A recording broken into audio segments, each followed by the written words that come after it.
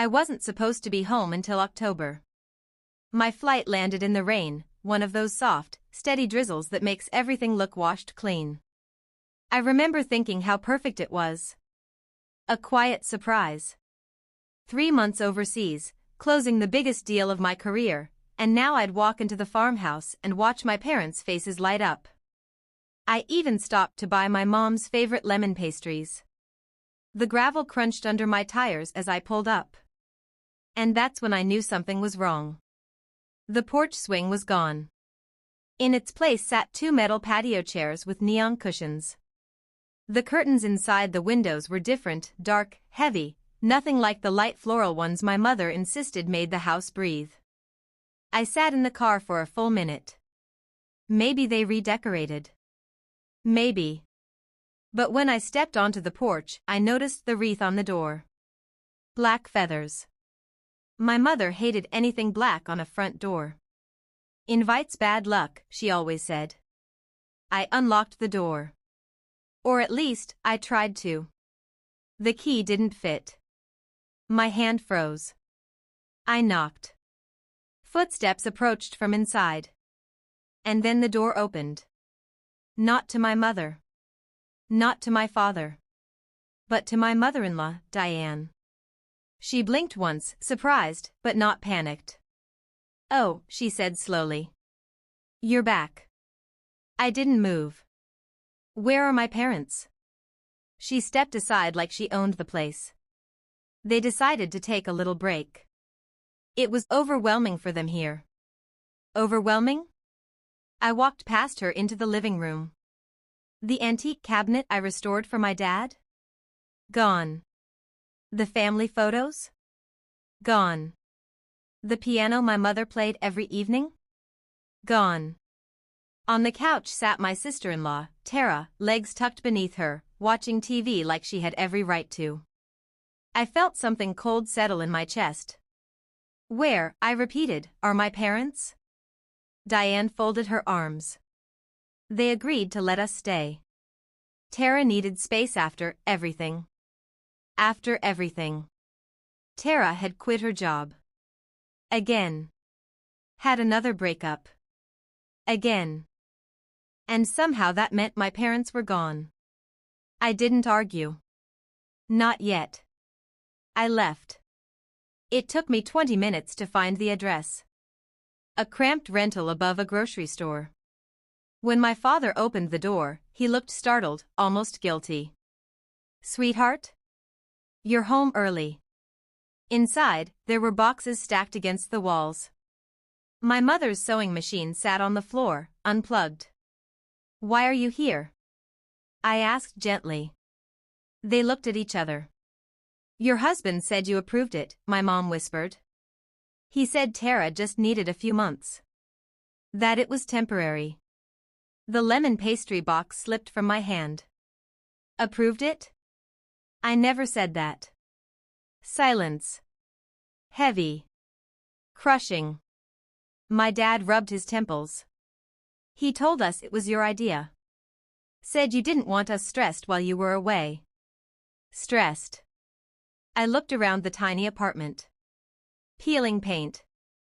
No sunlight. No garden. They had left their dream home because they thought I asked them to. I didn't cry. I drove straight to my office. 2 years ago, when I bought the farmhouse, $500,000, every bonus I'd saved, I transferred the title directly into my parents' names. Clean. Simple. No marital entanglements. I pulled up the digital documents. There it was. Owners, Michael and Linda Carter. Not me. Not my husband, Ethan. Certainly not his family. I called my attorney. "Unauthorized occupancy," she said after reviewing everything. "If your parents didn't consent freely, they can demand immediate vacancy." I asked her to draft the notice. Formal. Legal. Unarguable. When I returned to the farmhouse the next evening, I didn't knock. I used the spare key my parents had hidden beneath the third porch plank. Diane was in the kitchen. Tara was painting her nails at the dining table, my parents' dining table. I placed the envelope in the center. "You have 7 days," I said. Diane didn't even look at it. "Don't be dramatic." I leaned closer. "It's not my house. It's theirs. And they didn't give permission." Tara scoffed. "Ethan said it was fine." I met her eyes. "Ethan doesn't own this property." Diane finally opened the envelope. The color drained from her face as she read. "You do this to family," she hissed. I held her gaze. "You already did." Ethan came home that night furious. "You blindsided my mother. You lied to mine." He ran his hands through his hair. Tara was depressed. She needed somewhere peaceful. "So you exiled my parents?" "It was temporary." "You changed the locks." That shut him up. He didn't deny it. "Because he couldn't." "You had no authority," I said quietly. "None." "You're choosing them over me?" "No," I replied. "I'm choosing what's right." He tried guilt. Then anger. Then silence. None of it worked. "I've already started separation paperwork," I told him. "And I've removed myself entirely from the trust structure. The farmhouse is permanently and exclusively in my parents' names." He stared at me like he didn't recognize me. Maybe he didn't.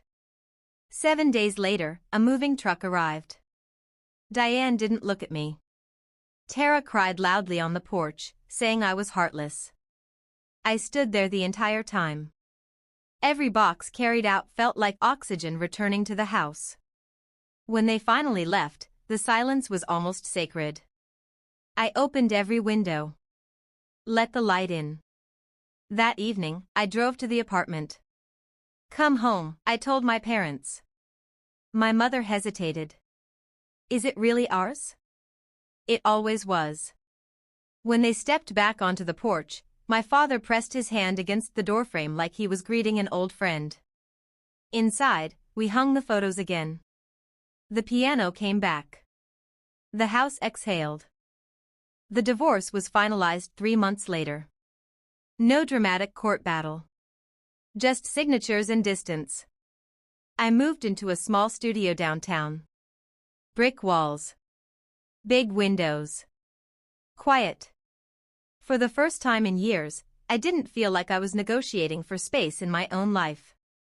I started taking evening photography classes. There's something about adjusting focus manually. You realize how blurry things were before. One Sunday afternoon, my mom sent me a picture. She and my dad were sitting on the porch swing. Yes, the swing was back, watching the sun set behind the fields. The caption read, "Peace." I stared at it for a long time. For years, I thought keeping the marriage intact was strength. Keeping quiet. Avoiding conflict. But silence protects the wrong people sometimes. And sometimes the bravest thing you can do is come home early.